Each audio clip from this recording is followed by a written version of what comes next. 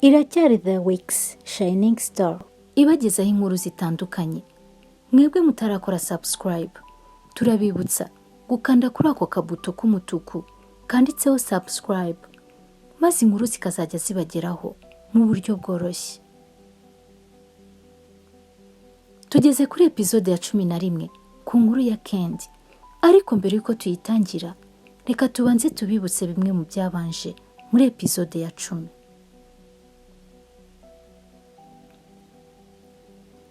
Twashoje Candy bamusezereye kwa muganga. Wow, byari ibyishimo. Naho mama Candy yari yasabye Shema ko yaza kuba mu rugo iwabo igihe gito mu gihe Candy ataramera neza. Shema nawe ntacyo yasubije.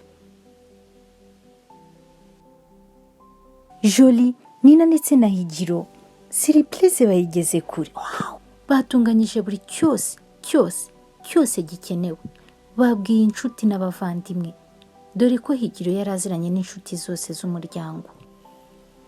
Shema wahari aratekereza byinshi.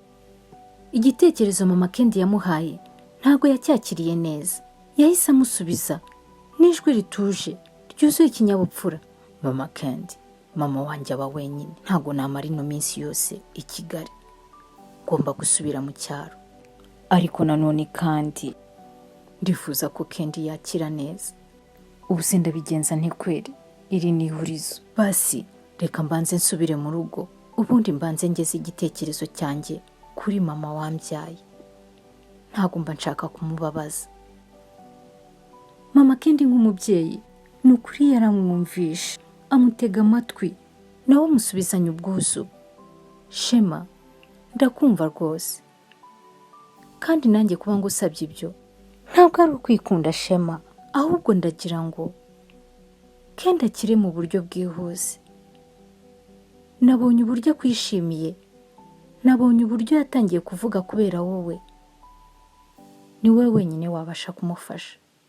Nta kibazo uze gusubira mu rugo, ariko basi reka tubanze tugerane mu rugo no munsi. Umushoferi aragutahana nimugoroba, nta kibazo uri bugire. Buri iyi modoka berekeza mu rugo. Candy na Shema bagiye mu modoka imwe, naho papa Higiro na mama Candy nabo bagiye mu yindi. Papa Higiro niko gutangira kuzana ingeso mbi, akorakora mama Candy, amwikoza ku matama, amwikoza ku matako. Ntumbaza aho ibyo bintu yari abikuye. Oh my gosh. Igihe cyose yari amaze amwitwaraho neza, amuhereza keya zose zishoboka, amuba hafi mu bihe bikomeye, yari afite impamvu byose yabikoraga. Ahita ahindukira n'umujinya mwinshi areba papa Higiro. Subwo uri mu biki papa Higiro? Ubwo ibyo urimo nta soni biguteye? Papa Higiro no kwihagararaho. Ubu si ibi biteye isoni hehe mama Candy? Erega ni ibyishimo. Ahubwo tugomba kwishimisha uno munsi, tukarya life, maze igihe kinini rwose nkwifuza. Icyo utabona ni iki? Umugabo wawe yaragiye, hari ikibazo na kimwe ufite? Erega nanjye ugiye wibuka ko napfakaye, ubu ndi free, abana bose beza n'abanjye. Uri cyiza shaho. Mama Candy yaratunguwe cyane kumva ayo magambo. Ahita ahindukira n'umujinya mwinshi, yumva byamurenze. Aka ni agasuzuguro. Urarengereye papa Higiro, urarengereye cyane kabisa. Babarira ugezaho. Kuba umugabo wanjye yarapfuye ntago bivuga ko namuca inyuma. Nta mubano wihariye mfitanye nawe. Nkuzi kuko uri inshuti y'umugabo wanjye, nkuzi ko wabaye inshuti y'umuryango. Mwagiye mwiyubaha koko mana yanjye. Umva rero, ibyo bindi byibagirwe, utanyicira umunsi s'il vous plaît. Papa Higiro ahita aseka cyane. Ariko mama Candy rwose, usiko wagira ngo ufite imyaka 12. Ubwo icyo utumva ni iki koko? Abantu bigira abana kandi bakuze. Ahubwo we ntunyicira umunsi. nihanganye igihe kinini, ere guteye amabengeza. Mama Kendi yahise ahagarika imodoka, asohoka mu yo yari arimo, ajya mu yindi. Buri wese yagiye ababaye, atekereza byinshi. Naho Kendi we yishimye cyane, aryamye mu gituza cya Shema, arumva yageze muri paradizo. Bakinjira mu gipangu, batunguwe no kubona ahantu hose hatatse indabyo nziza z'amarozi. Wagira ngo hari hagiye kubera ubukwe. Mama Kendi we iyo surprise nta niyo yarazi. Pisi, Nina, Juri na Higiro nibo bari batunganyije ibyo bintu byose. Mama Kendi ahita ahamagara Pisi. Ibyo yabonaga byari bimucanze pe.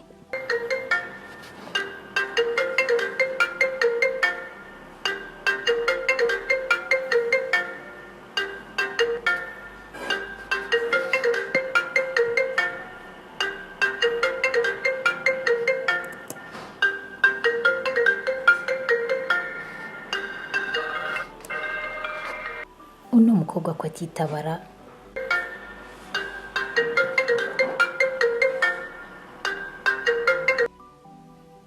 Pisi yanze kwitaba bishaka kugira ngo binjire batungurwe. Wow, mana we, yewe nanjye ndumva ngize amatsiko.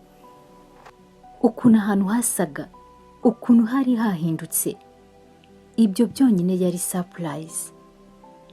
Mu kwinjira mu nzu rero,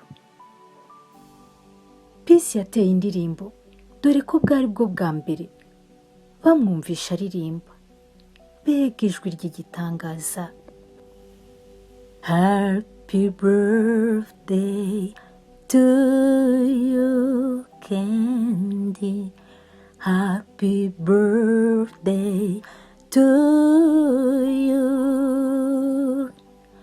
Happy birthday to you. Happy birthday to you. Cante joyeux anniversaire, joyeux anniversaire, joyeux anniversaire, Kendi. Joyeux anniversaire. Woo!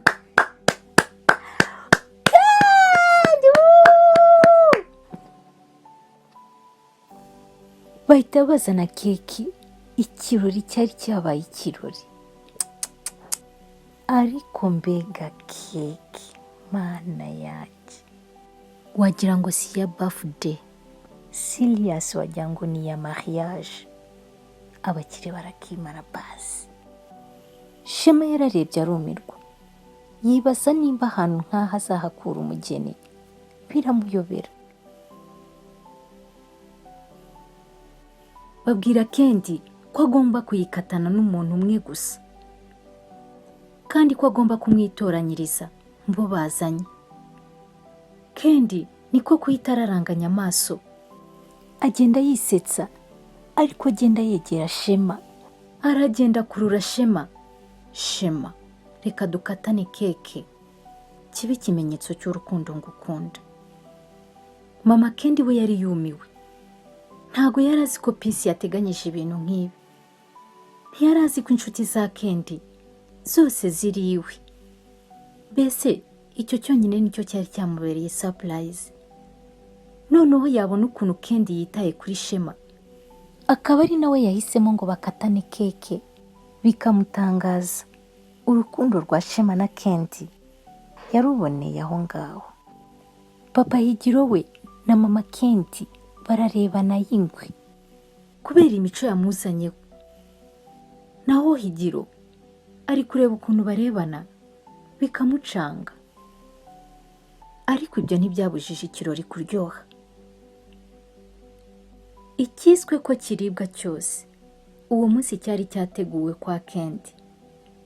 Inshuti n'abavandimwe bose bari bakubise buzuye. Abanyeshuri biganye na Kendi bari batuye i Kigali, bose batumanyeho, bose bari bicaye kwa Kendi. Mbega ikirori! Mana yanjye! Amasaha nayo ntiyari ahagaze. Shema niko kubwira mama Kendi ko ashaka gutaha. Kendi aba yabitaye mu gutwi. Niko kuza yiruka. Mami, nanjye ndajyana na Shema. Turajyana iwabo. Basi mareyo iminsi 2. Ubundi tuzahite tugarukana. Mama Kendi akibyumva aratungurwa. Ujya he Kendi? Ujya he koko? Umuntu uvuye mu bitaro uyu munsi, ubwo wajyayo gukora iki? Ahubwo se usibye hano i Kigali hari ahandi hantu uzi?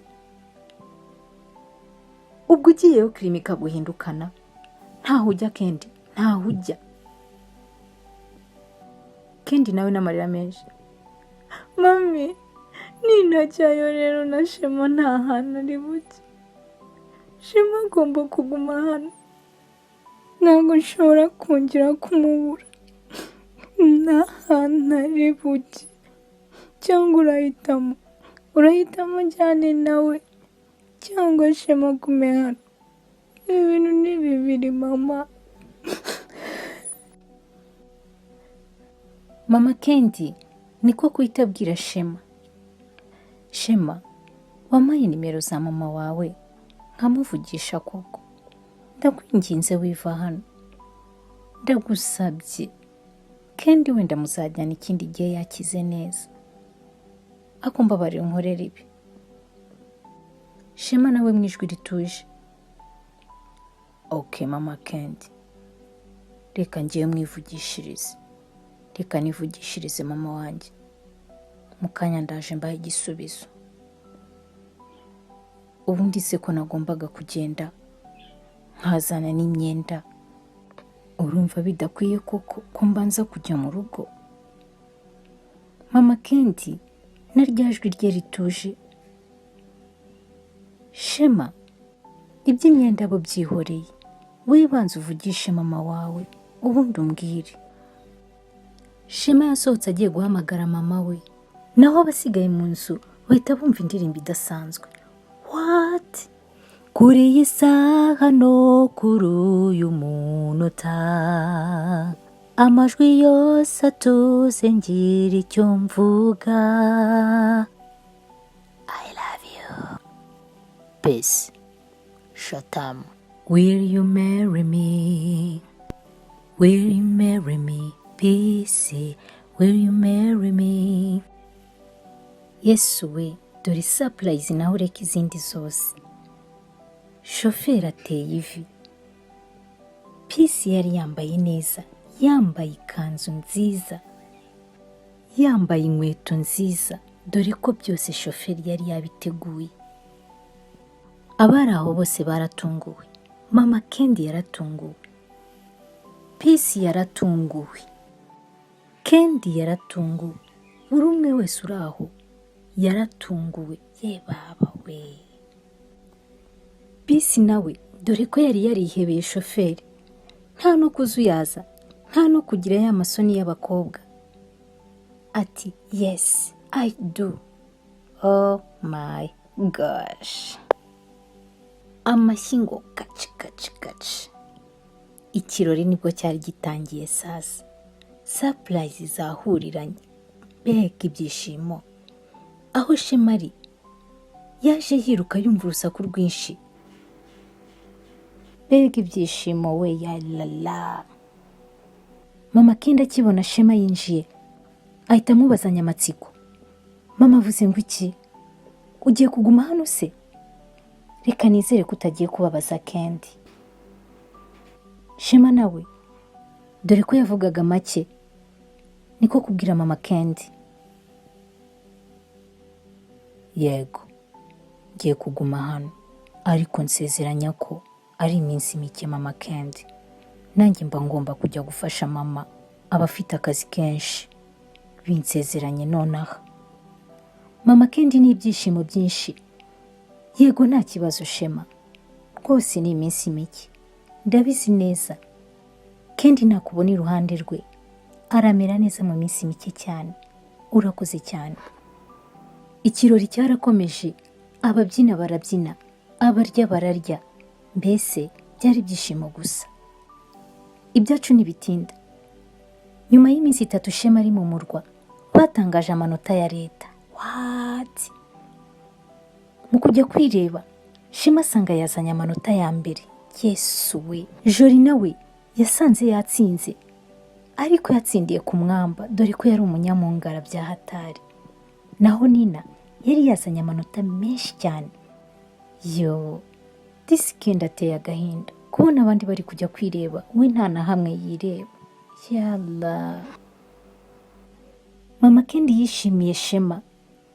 Bakora ikirori cyo kwishimira amanota azanye, dore ko iminsi 3 yari amaze yari yaragaragaje ikinyabupfura cyinshi. Mama Kendi yaramwiyumvisemo. Iwabo wa Jori bahisemo ko Jori yakomeza kwiga ku kigo yigagaho, naho ni nawe bamwohereje ku kigo kimwe na Shema. Mbega byiza. Reka twisubirire iwabo wa Kendi. Nyuma y'ibyumweru 2, Shema yafashe umwanya ashimira Mama Kendi uburyo babanye muri icyo gihe cyose, ndetse ashimira Kendi uburyo yamwitwayeho, anabasaba ko yataha agasubira iwabo kugira ngo yitegure kujya ku ishuri. Mama Kendi yari yamaze gukunda Shema disi. Ahita amubwira mu ijwi ryiza ryuje ubwuzu, warakoze muhungu wanjye, warakoze kugumana na Kendi, umusaruro watanze uragaragara. Reka ngo umushoferi ugutahana akugeze mu rugo neza. Iyi envelope nayo uraza kwifungurira mu rugo iwanyu, sibyo muhungu wanjye? Kandi ushimire mama cyane, yarakoze cyane n'ukuri. Kendi we yaraje ahobera Shema, bamara iminota myinshi ntawe uvuga. Shema niko kumwongorera, ndagukunda Kendi, kandi nzahora ngukunda ubuzima bwanjye bwose. Nubwo ngiye kwiga kure yawe, nzahora nkuzirikana. Kendi araturika ararira, basezeranaho. Shema ajya iwabo. Kendi yasigaranye akanyamuneza kenshi cyane, dore ko bari bamaranye igihe, amagambo menshi barayavuganye, icyizere bakiremyemo, mbese bari basigaye bakundana bizwi, ndetse na Mama Kendi abizi. Mana yanjye. Pisi wahari ari kwitegura ubukwe, dore ko yabaye umwana mu rugo, ari kwandika ibikenerwa byose. Mama we niko yari yamubwiye, ibirori bigiye kuba ibirori. Mama Kendi nawe niko atumira inshuti n'abavandimwe. Yashyushye, dore ko ari bwo bwa mbere bari bagiye gukora ubukwe mu muryango wabo. Wow. Kendi nawe yashyashyanye, mukuru wagiye gushaka, mbese ibintu ni ibirori, ni ibyishimo. Mana we, aho bagiriye akababaro bagiye kuhagirira impundu. Mwabantu mwe, isi ni gatebe gatoki, ejo urababara ariko ejo bundi ukishima. Iminsi 3 mbere y'uko ubukwe bugera, Mama Kendi yohereje imodoka mu cyaro aho Shema yabaga, dore ko bari bavuganye na Mama Shema ndetse na Shema ko bagomba kwitabira ibirori by'imfura yabo. Shema nawe yari yaguze imyenda myiza, Mama Shema yaguze imyenda myiza, mbese bari biteguye ikirori, ndetse bangaga ko babacishamo ijisho. Mu gihe imodoka iri kubazana, igeze ku gipangu cyo kwa Kendi, Shema yahamagaye Kendi, dore ko yari asigaye asirimutse bya hatari, yari asigaye afite ubunyamugi. Oh my gosh. Ahita amubwira muri rya jwi rye ryahogoje Kendi, kandi ndashaka kukubona bwa mbere, byashoboka ukaza kumfungurira ku gipangu. Oh my gosh, ibintu byaryoshye. Wow. Mu rugo kwa Kendi huzuye abantu batandukanye baje kwitabira ikirori, mbese ibintu byari wow. Mu gihe Shema ari gusohoka mu modoka na Mama Shema, Kendi nawe yazaga yiruka aje kubasanganira, ibyishimo byamunenze, dore ko yifuzaga kumenya Mama Shema cyane cyane cyane. Reka twigarukire kuri Pisi. We yaragiye kujya muri dushe, dore ko yari afitanye gahunda na shoferi mbere y'uko ubukwe buba. mu gihe Peace ari muri dushe.